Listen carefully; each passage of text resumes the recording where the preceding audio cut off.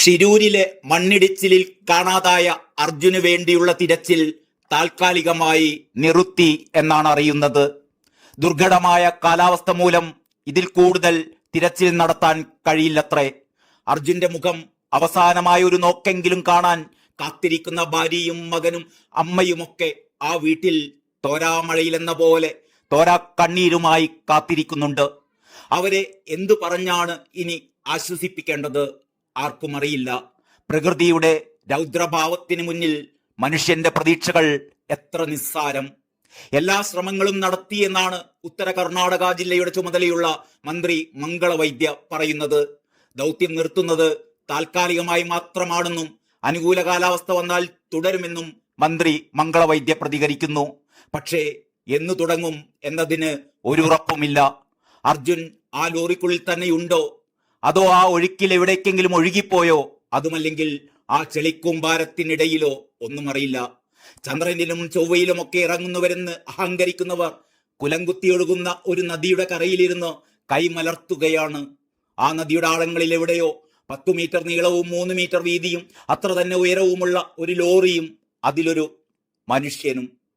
അർജുനായുള്ള 13-ാം നാളിലെ തിരച്ചിലും കാര്യമായൊന്നും കണ്ടെത്താൻ കഴിഞ്ഞില്ല. ഗംഗാവാലിപ്പുഴയിലെ ശക്തമായ അടിയൊഴുക്കും ചെളിയും പാറയും ദൗത്യത്തിന് വെല്ലുവിളി ഉയർത്തുകയാണ്. 2 ദിവസമായി മുങ്ങൽ വിദഗ്ധനായ മത്സ്യത്തൊഴിലാളി ഈശ്വർ മാൽപേയുടെ നേതൃത്വത്തിലുള്ള സംഘമായിരുന്നു തിരച്ചിൽ നടത്തിയിരുന്നത്. ഗംഗാവാലിപ്പുഴയിലെ ദൗത്യം അതീവ ദുഷ്കരമാണെന്ന് ഈശ്വർ മാൽപേ നേരത്തെ തന്നെ വ്യക്തമാക്കിയിരുന്നു. ചെളിയും കലക്കവെള്ളവും കാരണം പുഴയുടെ അടിയിൽ ഒട്ടും കാഴ്ച കിട്ടുന്നില്ലെന്ന് അദ്ദേഹം പറഞ്ഞിരുന്നു. തിരച്ചിൽ അതീവ ദുഷ്കരമാണെന്ന് കാർവാർ MLA സതീഷ് കൃഷ്ണ സെയിലും പറഞ്ഞു. നദി ശാന്തമായാൽ മാത്രമേ ദൗത്യം ഇനി തുടരാൻ സാധിക്കൂ എന്ന് അദ്ദേഹം പറഞ്ഞു. അടുത്ത 21 ദിവസം മേഖലയിൽ കനത്ത മഴയ്ക്ക് സാധ്യതയുണ്ടെന്ന മുന്നറിയിപ്പുണ്ടെന്നും കൂടി അദ്ദേഹം വ്യക്തമാക്കുമ്പോൾ ഇനി തിരച്ചിൽ എന്ന് നടക്കാൻ പോകുന്നു എന്നൊക്കെ നമുക്ക് ഊഹിക്കാവുന്നതേയുള്ളൂ. അതേസമയം തിരച്ചിൽ നിർത്തുന്നതിനെതിരെ കേരളം രംഗത്തെത്തി. തിരച്ചിൽ നിർത്തിയത് ദൗർഭാഗ്യകരമെന്ന് മന്ത്രി മുഹമ്മദ് റിയാസ് പറഞ്ഞു. സാധ്യതകൾ പ്രയോജനപ്പെടുത്തുന്നില്ലെന്ന് മന്ത്രി കുറ്റപ്പെടുത്തി.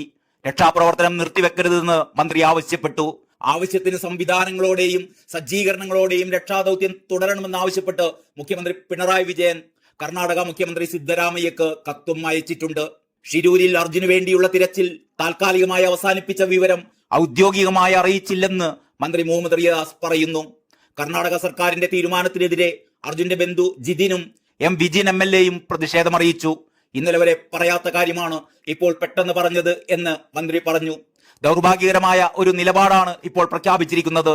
തിരച്ചിൽ സ്ഥിരമായി നിർത്തുകയാണോ എന്ന് സംശയിക്കുന്നതായി വിജിൻ MLA പറയുന്നു. അർജുൻ ഇല്ലാതെ എങ്ങനെ പോകും എന്നായിരുന്നു ബന്ധു വിജിന്റെ ചോദ്യം. കുടുംബത്തോട് എന്തു പറയും? തിരച്ചിൽ സ്ഥിരമായി നിർത്തുകയാണോ എന്ന് സംശയിക്കുന്നതായും വിജിൻ ചൂണ്ടിക്കാട്ടുന്നു. അടിയൊഴുക്ക് കാരണം പുഴയിൽ ഇറങ്ങാനാകുന്നില്ലെന്നും അതിനാൽ താൽക്കാലികമായി തിരച്ചിൽ നിർത്തുകയാണെന്നുമാണ് കാർവാർ MLA സതീഷ് കൃഷ്ണ സെയിൽ പറഞ്ഞത്. ഇനി തിരച്ചിൽ തുടരണമെങ്കിൽ ബാർജെത്തണം. തമിഴ്നാട്ടിൽ നിന്ന് ബാർജെത്തിക്കാൻ കുറഞ്ഞത് 4 ദിവസം തന്നെയെങ്കിലും എടുക്കും. റോഡ് മാർഗമേ ബാർജെത്തിക്കാൻ സാധിക്കൂ. അതിനുള്ള ശ്രമം നടത്തുന്നു എന്നും MLA അറിയിച്ചിട്ടുണ്ട്. കേരളത്തിലെ ജനങ്ങളോട് ക്ഷമ ചോദിക്കുന്നുവെന്നും കൂടി MLA പറഞ്ഞു. News desk Kerala life.